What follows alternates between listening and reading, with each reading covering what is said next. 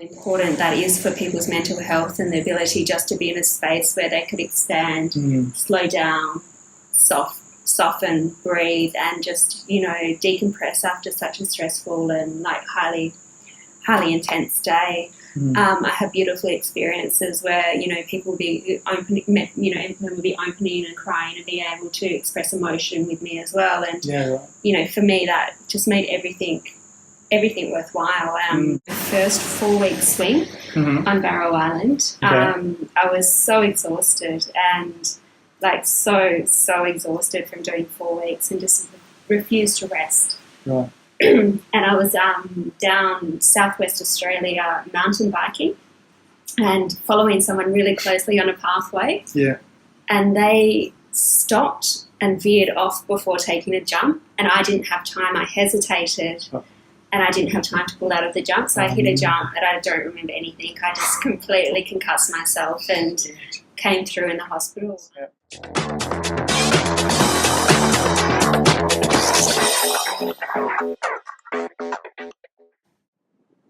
Welcome to this week's episode of Fit for FIFO. This week we've got Sally, who has over 7 years' experience working as a yoga instructor, a cleaner, and also a trades assistant. So thanks for coming on the show, Sally. No problems.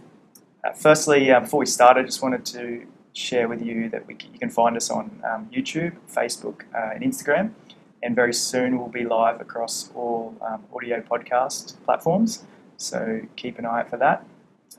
Secondly, massive shout out to all the lads and ladies participating in Movember this month to raise awareness and cash for men's health, prostate and testicular cancer. And also suicide prevention. And yes, and actually chicks can participate. Did you actually know? I think I might have. I actually had no clue. Do they have to be Greek or Italian to participate? No, well, actually that's how I found out. One of our followers messaged me. Yeah. And her and her husband are they're doing Movember, but their way of participating is they're doing 60 kilometres in the pool over the whole month. So I think it's pretty cool, making it available for girls to do as well. Yeah. And I think vice versa, some of the breast cancer and stuff, I think it's great for guys to be able to be a part of it as well. Yeah, it's very inclusive. Yeah. So, the girl was Caitlin Mitchell, actually. So, yeah, thanks for reaching out, Caitlin.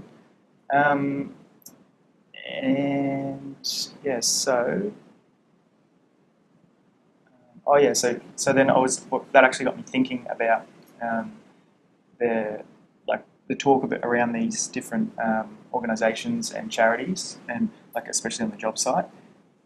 And I've noticed on job sites, some people won't participate or aren't interested because they don't feel strongly about how much of their cash raised for during the event actually goes to the cause.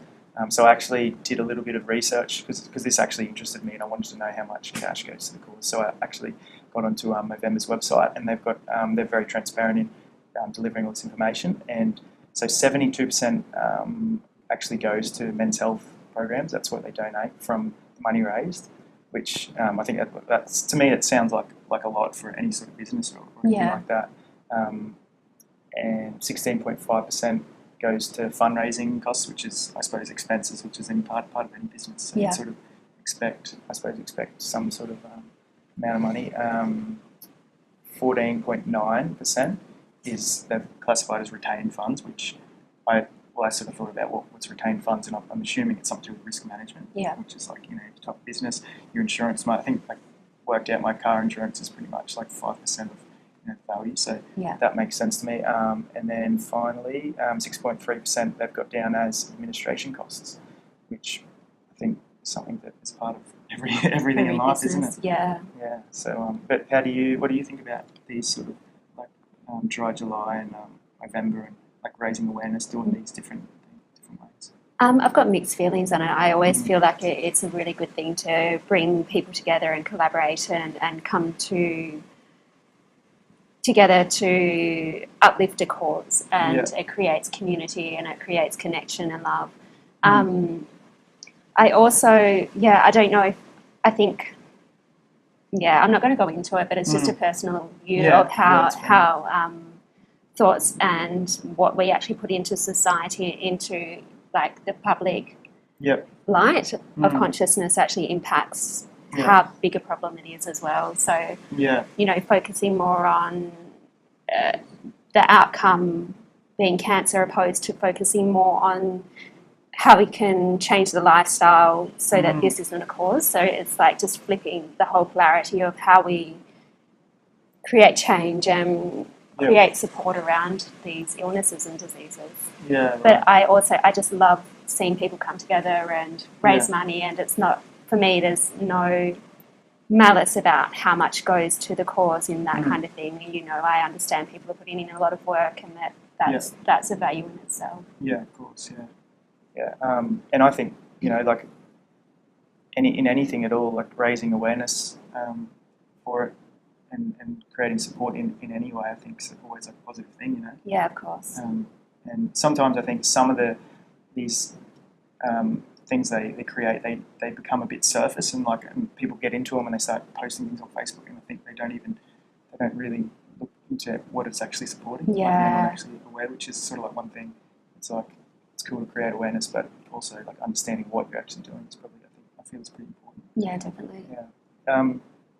Yeah. So the next thing is the beer review. Okay. So so this week we've got Six Strings, a beer from Central Coast. So it's a dark red IPA. We've got a friend who trains at CrossFit, and he actually is one of the owners from Six Strings, and he recommended it. I was leaning towards the tropical ale, but he assured me that we go with the red ale. He said that women seem to like the red ale. However, it's 6%. Oh, Jesus. It's a strong one. In past episodes, we've just sort of had a sip and we've gone, this is cool, like it tastes good or whatever. So I actually thought I'd create a little bit more depth to this beer review, and we're going to actually do a score on it. So firstly, I'll just tell you a bit about beer. It's from the Central Coast. One of my mates started it in 2012, and he was actually telling me that when they launched in 2012, there was around 400 microbreweries in Australia, and today he was saying that there's over 2,000 in Australia. Yeah. So it's just like taken off massive. Yeah. So anyone who's thinking about starting a microbrewery, I think that market's well and truly tapped. It's a pun as well, isn't it?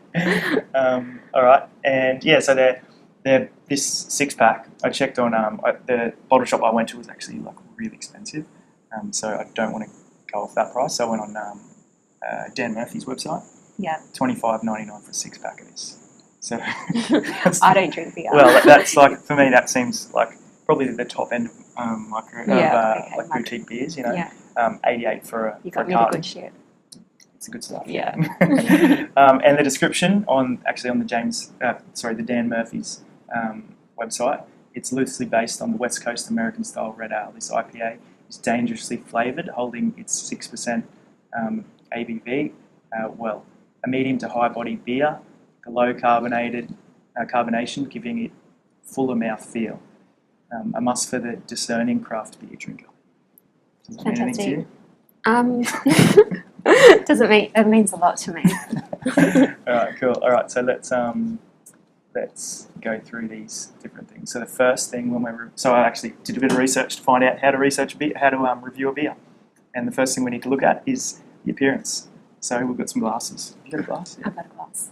All right, let's have a look, and just to see if it looks like a good beer. So I think we're probably going to cop some flack about how we pour these beers, because a proper beer drinker, I think you need to angle it, and it's all about the head. Are we comparing? Yeah. Well, I think we're looking at the colour and seeing does it look tasty? It does look tasty, actually. It actually does. It's got a beautiful amber colour. Especially on this hot day. How hot do you reckon it's today? 28. 28. Is that hot? Yeah,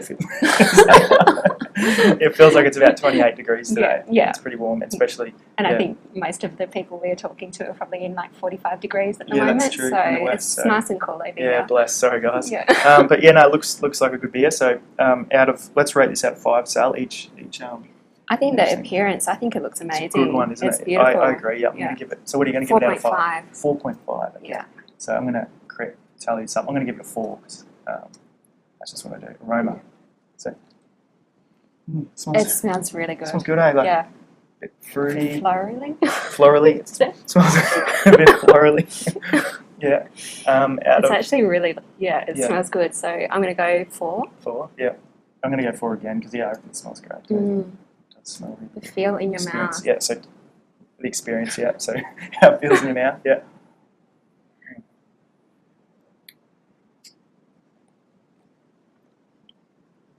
It's not too it's very carbonated smooth. or anything. Yeah. It goes down pretty easy. Yeah.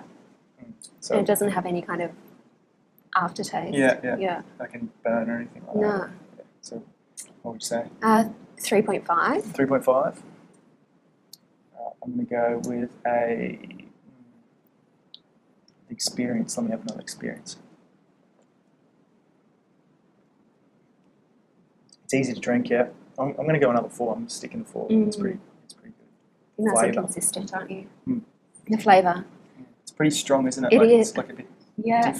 I like it. I like the flavour. I feel it's strong, but it's also it's got a lot that comes out in the palate. Mm-hmm. Yep. Yeah. But it's almost like really quite intense, but it's just not too intense. No. It's like just perfect. Yeah. I don't know how would you reckon you'd go? Do you drink a lot of beer?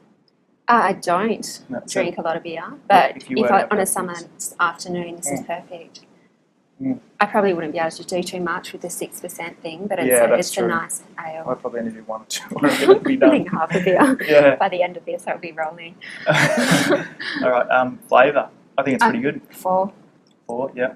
I'm gonna go. Yeah, it's old. It's good. I'm gonna go 4. I'm happy with 4. Price now.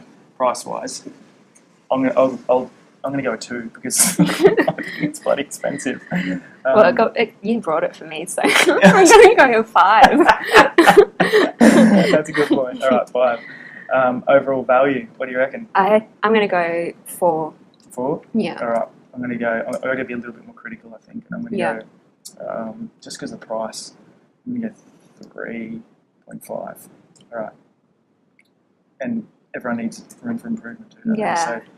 So overall, out of 30, you scored them at 25, and I scored them at 21.5. Oh, yeah. It's good. Cheers. Yeah, cheers. Thanks, Adam. Hope you fix me up for those beers, mate. That's right. Cool. All right. So our next segment is Stalk Book. So we had a chat to Sal. I went onto Sal's Facebook and had a bit of a look about at her photos. Came up with a few which I feel best describe sort of her character or get an idea of what she's about. Yeah. The first one, Sal. So I noticed you do a lot of yoga. That's all I saw so much yoga on your thing. And this one here, I saw it was like really bright, colourful. You look happy, and then there was a comment on there that was quite nice. You said this lady makes me laugh, and I love her or something. So just sort of ask you about this photo. Sure. So this photo was taken in Bali. I was actually co-teaching on this retreat, but the woman in the photo is one of my first teachers who taught me the art of the feminine, who taught me all the womb work, Jade practices, a lot about Tantra and Kundalini, and she's just so humble, so beautiful, so hilariously funny that I just enjoy her. And this photo was taken as that part of the retreat for the women, as they gave them an experience to kind of dress up, feel beautiful, and get their photo taken. And I always resist dressing up as well, so got me in a sari, which is not normally how I get around, and we were just having fun on the beach and having a laugh. So cool. She's been a very pivotal part of my journey in life. So it's quite a depth photo that you pulled it out. Yeah, right. Yeah. Ah, cool. And where's she from? She's an Australian woman, but she moved to Bali. Okay. And she's got an amazing story anyway, and now she is over in, oh my gosh, I just blanked, India. So she's living in India now. Okay, cool. Right, and is that is this when you began yoga, or? No, I began yoga before, but it was more, the yoga that I experienced was more on a physical level, and it kind of was more moving through the motions of the body and when I met Nicole, it was more going into the energetics of it all and really like going into the feminine aspects of yoga, which are not so much taught in prominent yoga culture as well. And so it's a lot more about the sacred art of like sound and sacred geometry and So like philosophy, would you say? philosophy as well. Yeah. So yeah, merging on that kind of thing. So Cool. yeah. So I'd say that. It was it was deepening into real yoga. Okay. Yeah. Cool. Yeah, right. So so that photo, I think we actually had a chat about these photos before, and I think they're both at two ends of the spectrum of Sal's life. Totally. And so this one. So this one Yes. is me being in my ultra masculine push, don't stop, and it was taken after my first 4-week swing on Barrow Island. Okay. I was so exhausted and like so exhausted from doing 4 weeks and just refused to rest. Right. And I was down southwest Australia mountain biking and following someone really closely on a pathway. Yeah.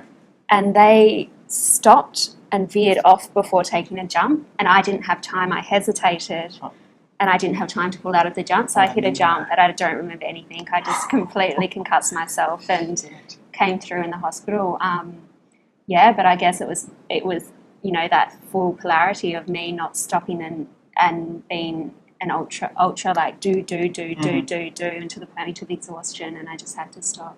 Yeah. Okay. Yeah. I like that photo. Yeah. You're still smiling. Do you know what the funniest thing is? That was actually before it started swelling. Oh, right. And when it swelled, I swear I looked like Captain America, and the kids would like run from me when they saw me on the street. Really? But gosh.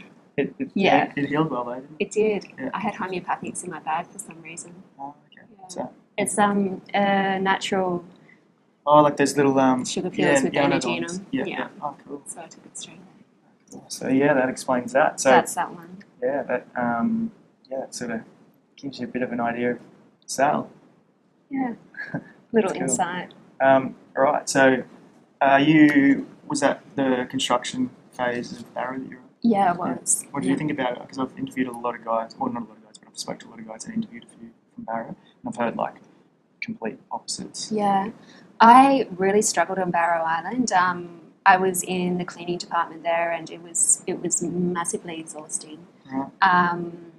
It was just a really physical job, and you were under a lot of stress to turn over rooms too. So, yeah, Was there a lot of pressure from like management and stuff? Yeah, a lot of pressure from management and self-inflicted pressure as well to to achieve goals and make sure that everything's done so that no one else has to pick that up. Yep. But it was also transitioning into a new phase of it was the start of construction, so everything is a bit harder. And I think it's just a lot to push yourself for that long for 28 days on a site as well, and I found Barrow very isolating. I found that it was a site where I actually found being a woman the hardest. Like I felt, and I don't like to go into it because it was only on Barrow that I really experienced this. It's just the feeling of not being able to go anywhere without being looked at. Without having eyes on you. You'd have to walk past the wet mess and you'd always have eyes on you. You'd be in the gym, you'd have eyes on you. You'd be eating your breakfast over your cereal and someone would be looking at you. Yeah, right. And, there's so many positives to FIFO, and this other sites I've been on, I never experienced it, but that site, Well, for that's some what I was going to ask. You've been on many other projects. I was not the only one, so it's not like you just had one experience and like, oh, this is fucked. Yeah, so I don't know if that was just more to the fact of construction that it was like that, or what it was. But it made I was very guarded, and it's I felt like I'm a very open person, and I'm very talkative generally, and like to involve people. But there, I just felt like I had to have my guard up consistently. Yeah, right. Okay. So I've had you're the third person I've actually interviewed that worked on Barrow. Yeah. And plus I've heard from other people in the construction phase. I've heard I've just sensed there was a bit of a negative feeling, a bit of bad energy. Whereas I interviewed another guy, and he works now on Barrow, in what's he do, maintenance, I suppose, and he's like really happy and really enjoys it. So I don't know if there's maybe completely two different. There's two different. I went to the second camp, the production camp, Right. after that, which was really good. Like Right. it was a good experience at Barrow Island. Okay. It was more the construction camp that had a different energy to it as well. Yeah. But saying that, they had such amazing facilities on that. Yeah. The gyms there were amazing. Like the boot camps I used to run were great, and they'd have, I think they got up to like having 100 people running in these amazing, like these boot camps, Wow. and That's, yeah, that's a good participation rate. it's an amazing participation rate. Yeah. So they had a lot going on. Like they had 25 meter lap pools, and mountain bikes you could take around, and Good. so the facilities were good. It was just, I think, the energy of coming into that place as well, and just the exhaustion of doing construction. Yeah. And it was a big roster, I think, and there was a lot of travelling for a lot of guys. Yeah, so I was on 28/7. Yeah. Yeah. That's intense. Yeah. But for the other guys as well, and people miss their family and they miss their lives, and it's a lot of pressure for a lot of people. Yeah, and I suppose a lot of people probably aren't themselves also, which there's all sorts of clashes because of people's behaviour and their way they're acting. It's just out of character and stuff. Yeah, of course. Yeah. So what's in your time in FIFO? What's your most memorable experience?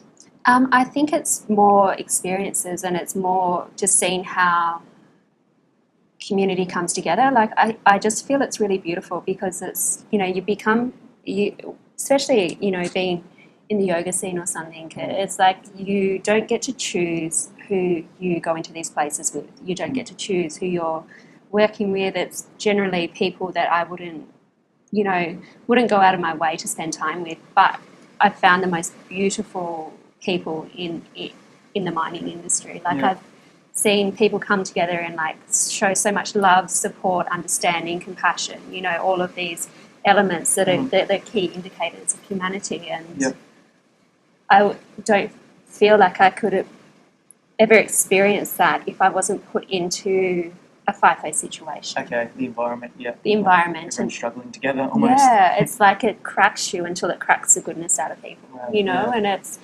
you'll have days where you're absolutely shit, like you're at your worst, and people will still understand and, still show up with you, and they understand that, and you'll have days where you're your best, and it's just like this whole building like a comradeship and a family almost, because that's what you have to do to survive. Yeah.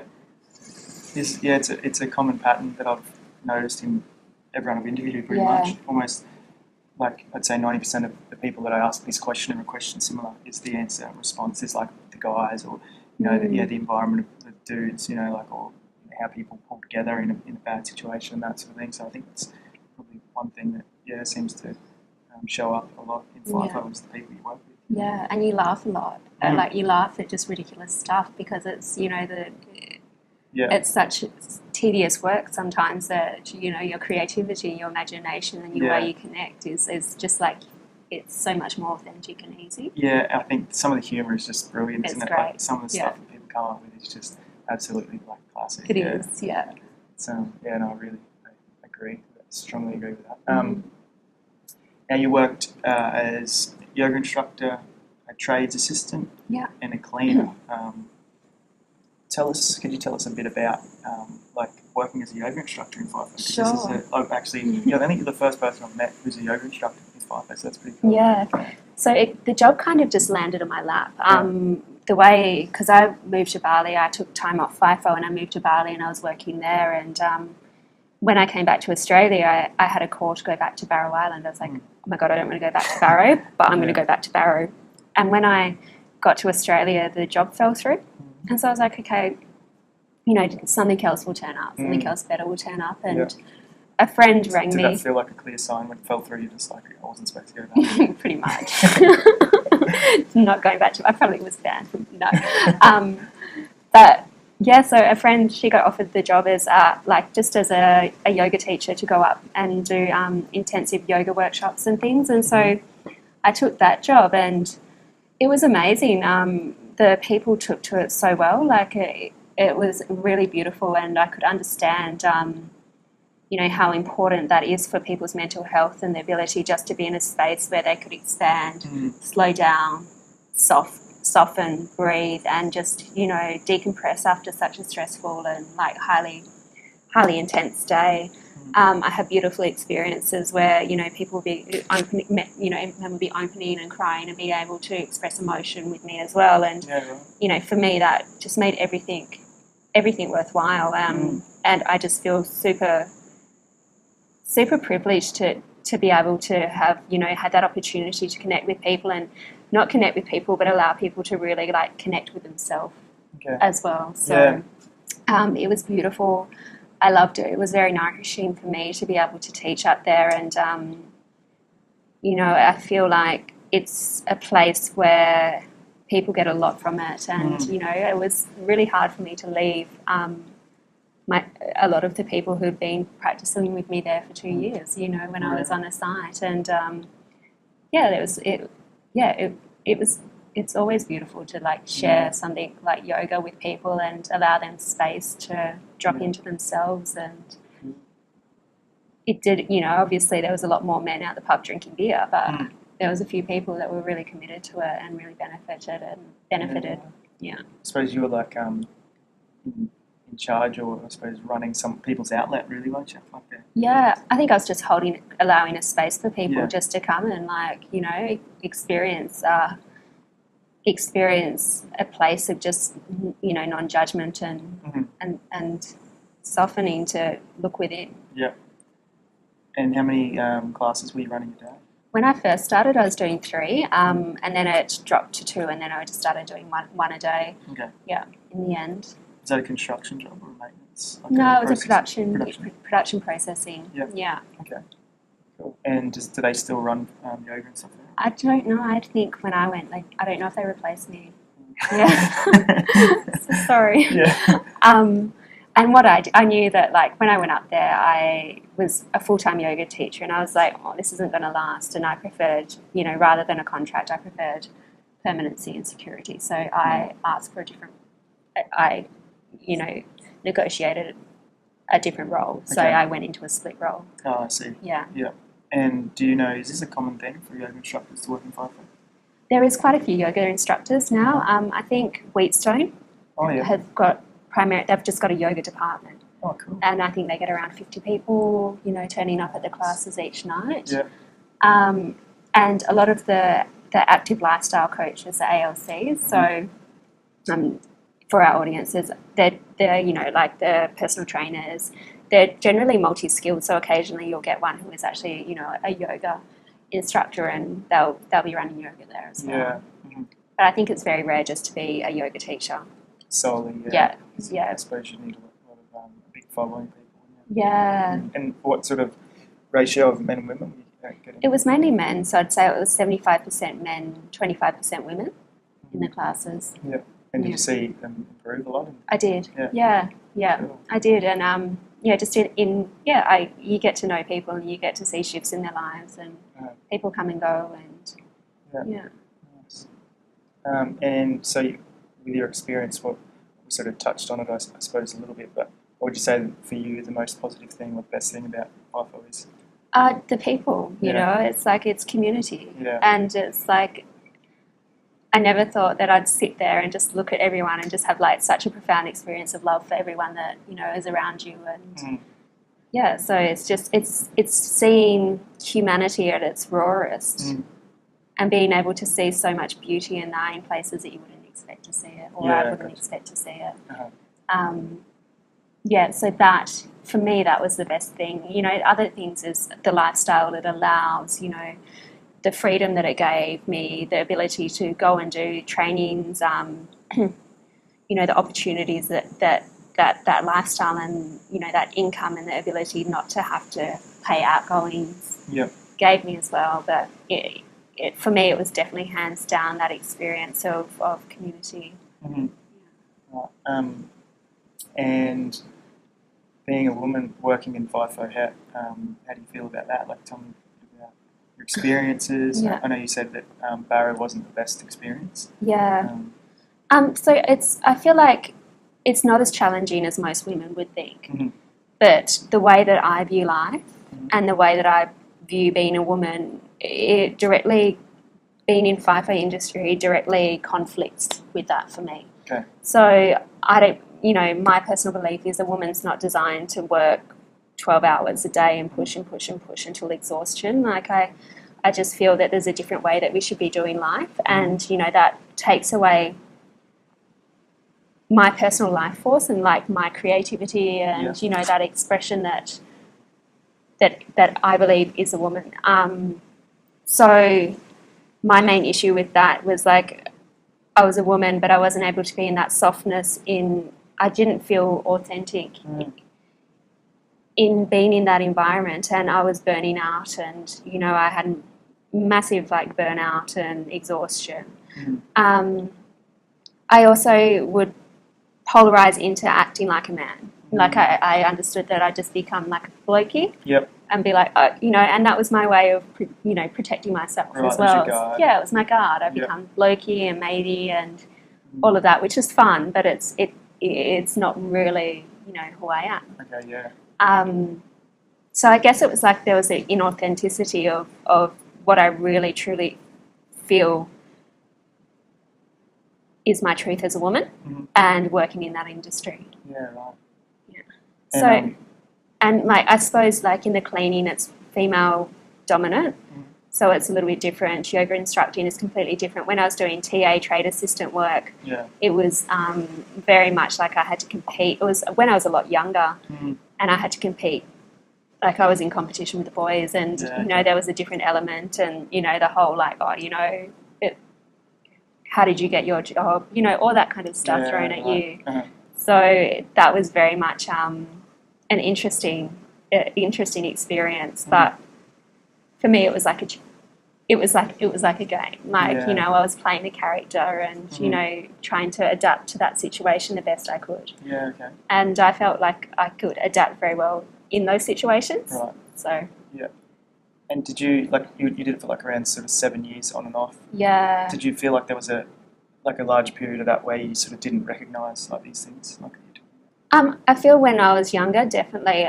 When did I start to recognise it? Would have been after I'd taken 2 years off, lived in Bali and started practising like more into the femininity aspects of yoga and understanding, or my personal understanding of what it is to be a woman in society, and really looking into, more hormones and experiencing fatigue and understanding like I would, adrenal overburn and things like that. So it was more when I started understanding about feminine yoga or that aspect of the tantric style of masculine feminine polarity. Yeah. And that shifted the way I viewed how I showed up in this world. Okay, yeah. Right.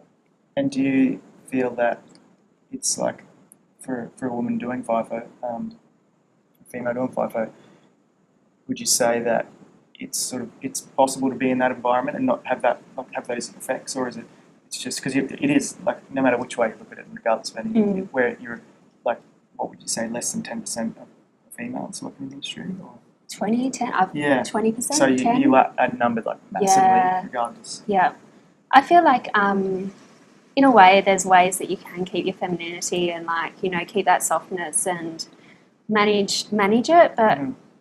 Doing 12-hour days, I think for anyone, like, and especially women, I just feel like it's such a push mentality. Yeah. And it's like I don't know. I just don't personally. I don't feel it's in alignment with That's my personal. Yeah, of course, I'm very biased on that subject because of my own experience of burnout and exhaustion, and having to push myself so hard every swing that you like. End up having accidents after it. So of course. There's definitely ways that you can still stay in touch with like who you are and how you show up in the world, in the mining environment, and that's just being true to yourself. But I do feel like a lot of women out there would probably potentially struggle with that as well. And for like being in this environment, would you say it sort of just creates like internal conflict, or like? I suppose I can't speak for anyone else. But for me, it was internal conflict. And, you know, I feel like I'm going to probably go on to a question that you're going to ask me later anyway, so I might roll it. Yeah, sure.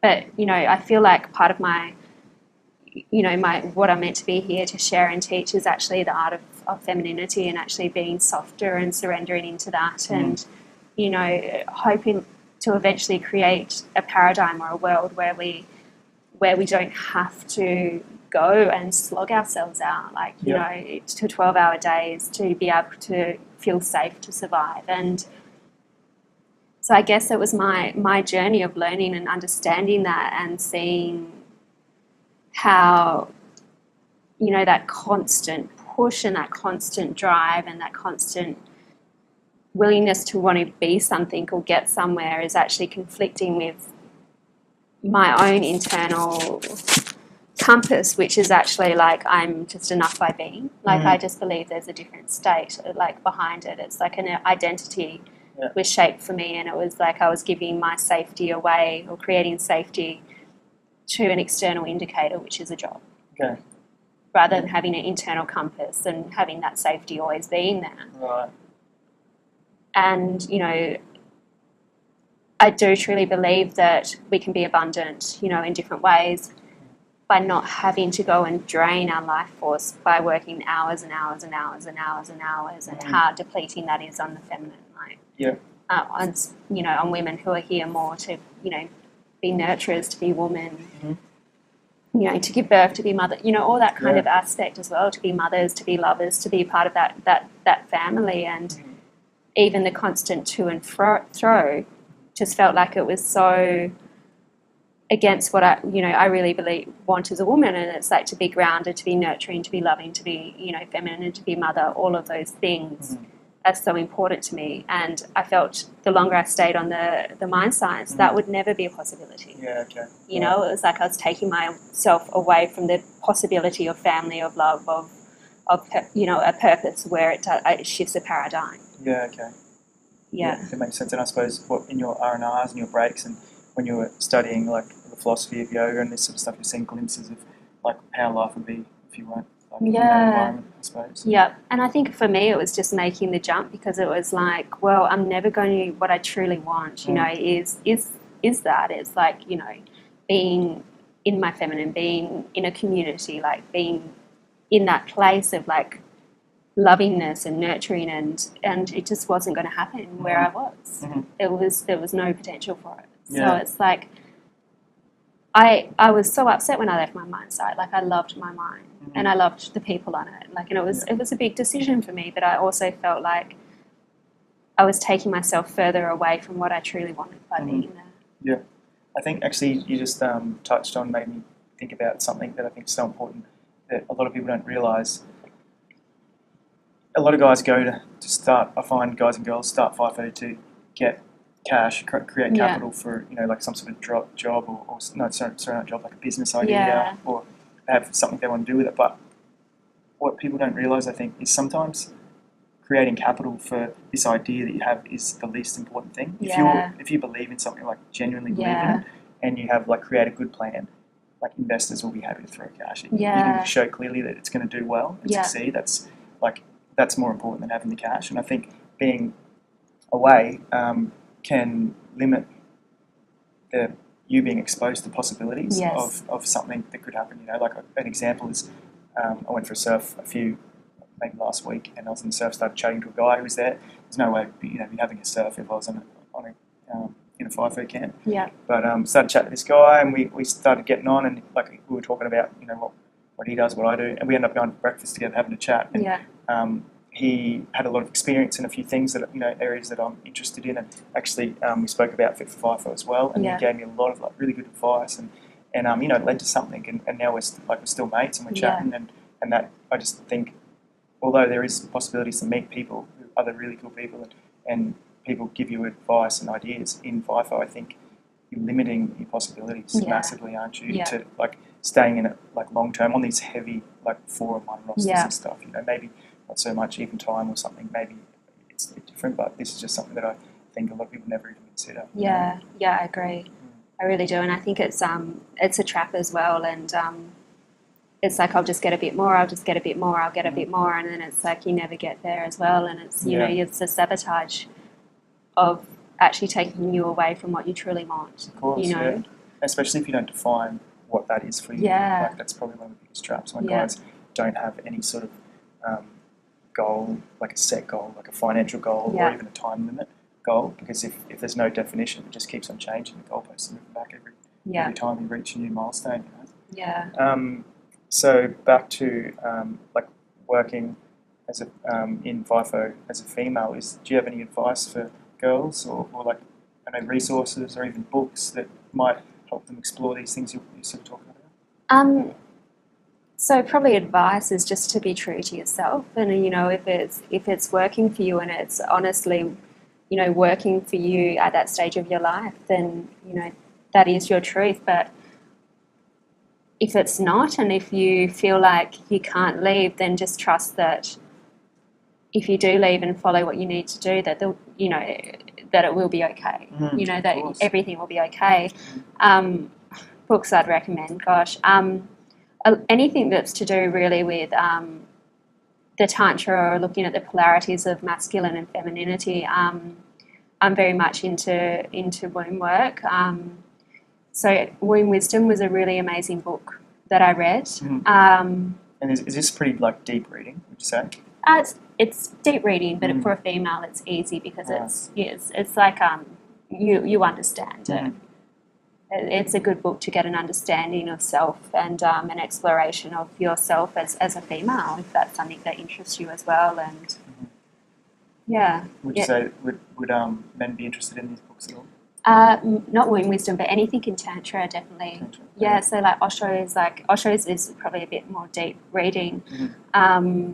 There's a woman called Diane Richardson who wrote a book, and it's called Tantric Orgasm for Women, and it's a really amazing book to understand the polarities of masculine and feminine, and it goes into all the aspects of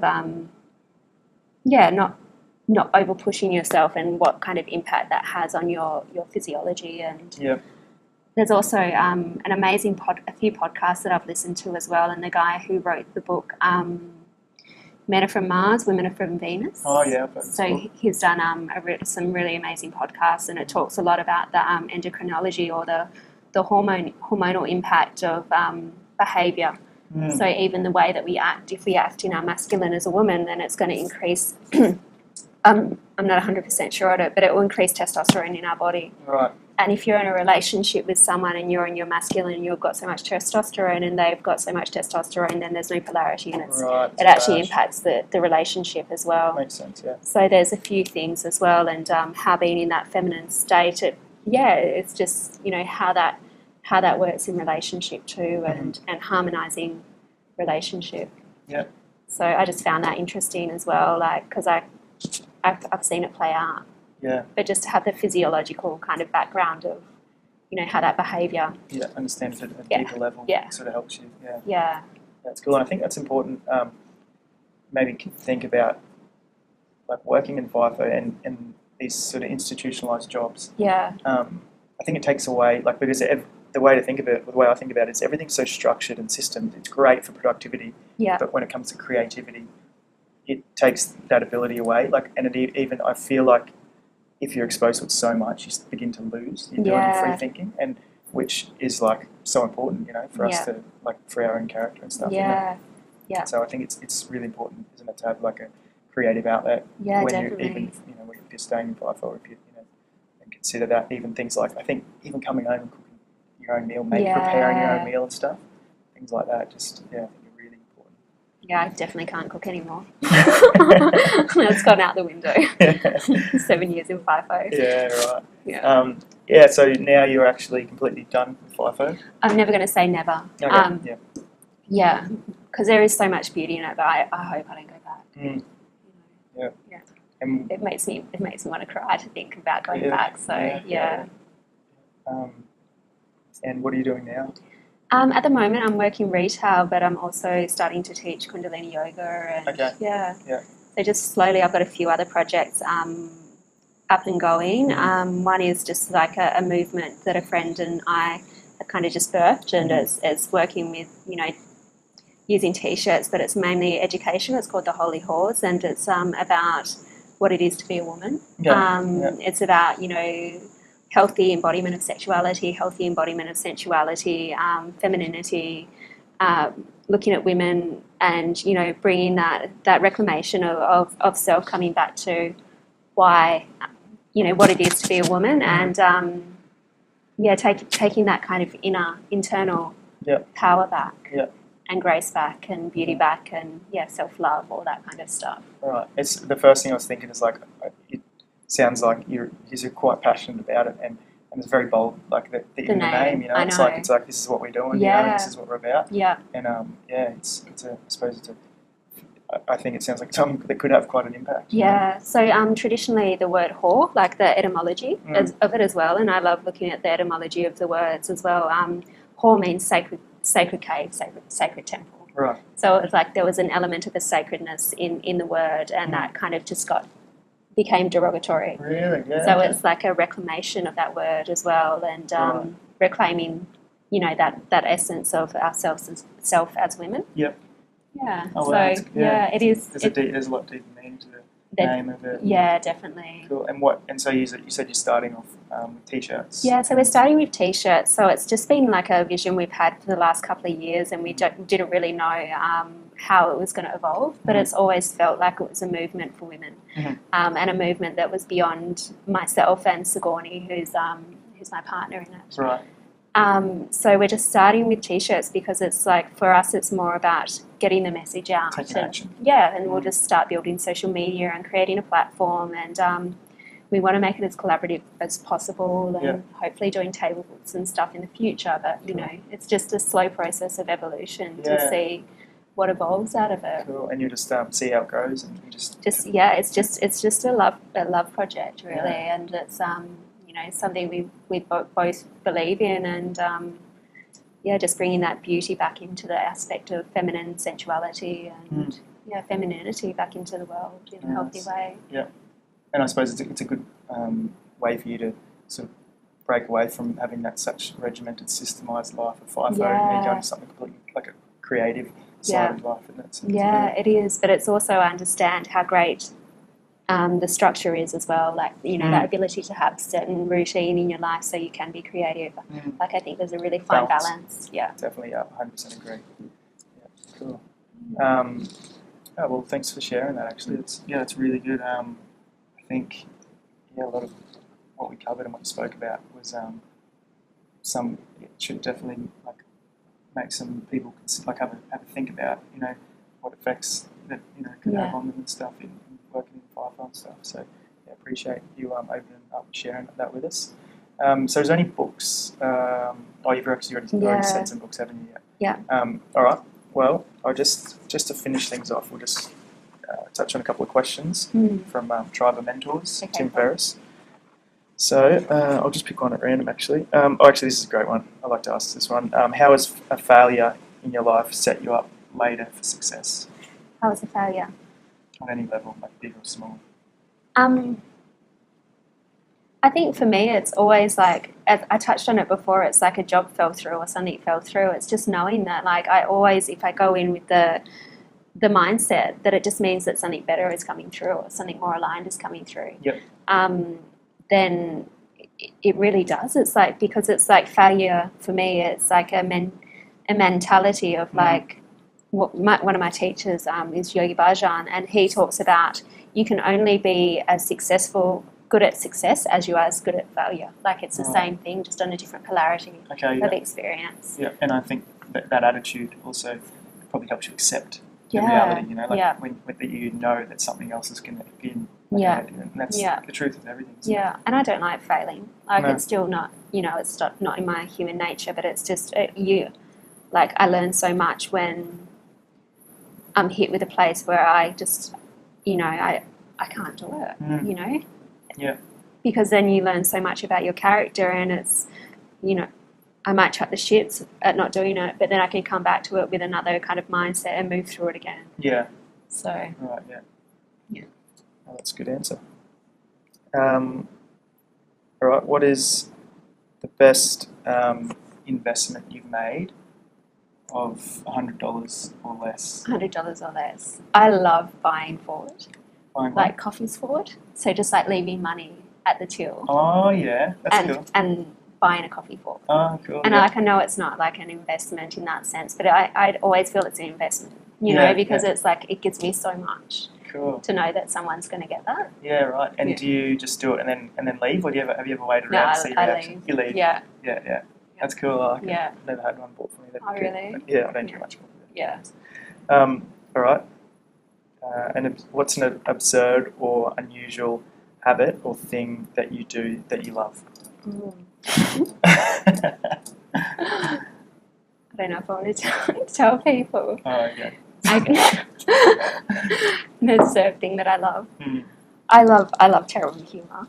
Terrible humour? Yeah. You know, like I think that's one of my favourite things about the mind side. Just It's like shit how jokes. inappropriate you can be. Yeah. So I love inappropriate humour and like dark, ironic, satiric kind of humour. Mm-hmm. And I do. There's part of me that does like to try and shock people. Okay. You know? Yeah. Oh, cool. No, I like that. Yeah. Well, I think we've covered a lot there. So yeah, thank you very much for coming on Nice. and sharing everything you have. Yeah, really thank you. appreciate it. So I've got your shirt. So there's this is the first FIFO woman's shirt. Oh, that's so exciting! You wear it at the gym. I'm gonna wear it to the gym. Or you can wear it wherever you like. Yeah. That's awesome. Thank you. Yeah, cool. No worries. Well, that's all for this episode. Do you have anything else you'd No, like to share? not at all. Just Any tips? thanks for your time. Yeah, thanks. No. Thank you. We've been trying to organise this one for a while. It Yeah, hasn't we have. lined up. So yeah, finally lined up. So yeah, thanks Yeah. again. No, I just, you know, there's nothing wrong with FIFO, and it's like I think some people could give themselves a hard time for being in the industry, and not wanting to be there, and you know that was my personal experience. But you know, there's so many great things about FIFO. Of course, yeah. Just make sure that you look after yourself up there. Yeah, right. And I think that's probably one of the biggest things that I'm trying to achieve from this is not to present a negative or a super positive, but just a really objective view on FIFO. Like I say, just sharing people's experiences so everyone knows what it's all about. Yeah, exactly. Yeah, just more understanding, really. Yeah. So, yeah, cool. Oh, and also it's like one thing that really touches me is I see a lot of men go out there for their families and being away from their children and how hard that is for them. And I just really appreciate, you know, like I really appreciate seeing that. It touches my heart deeply to see that as well. Sure. So, you know, like for the people who are doing it for their families as well, it's just such a beautiful thing. Big commitment. It is a big commitment and sacrifice. Yeah. Sure. Cool. All right. Well, that's all, for this week's episode. So thanks for watching again, and hope you enjoyed it. You can follow us on YouTube, Facebook, Instagram, and soon we'll be live across all podcast platforms. Thank you.